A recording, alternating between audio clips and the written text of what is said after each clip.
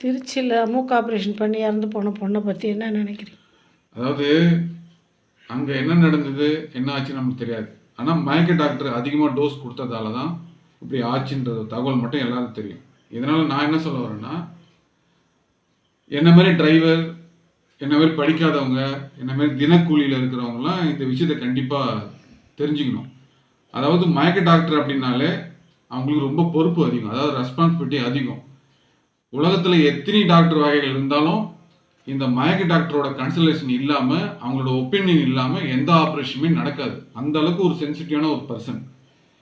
இப்போ பொதுவாக பெண்கள்லாம் வந்து டெலிவரிக்கு போவாங்க. இப்போ அவங்களுக்கு இந்த செஸ்ட்டு கீழே மட்டும் உணர்வு இருக்காது.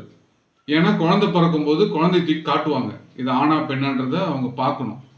அந்த அளவுக்கு செஸ்ட்டுக்கு மேலே மட்டும் உணர்வு இருக்கும், செஸ்ட்டுக்கு கீழே உணர்வு இருக்காது. நடு எலும்பு தண்டில் ஊசி போடுவாங்க. ஸோ அதனால தான் அவ்வளோ சென்சிட்டிவான ஒரு பர்சன். இவங்க ரொம்ப பேருக்கு வெளியே தெரியாது. ஏன்னா அவங்க வெளியே கிளினிக்லாம் வச்சிருக்க மாட்டாங்க.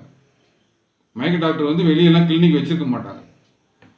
இன்னொன்று என்னன்னா, மயக்க டாக்டர் அது அவர் ஒரு வேலையாக செய்கிறதில்ல, அது ஒரு சேவையாக செய்கிறாரு. அதனால வெளியே ரொம்ப பேருக்கு தெரியாது அவரோட ஆப்ரேஷனில் அவருக்கு எவ்வளோ பங்கு இருக்குன்னு.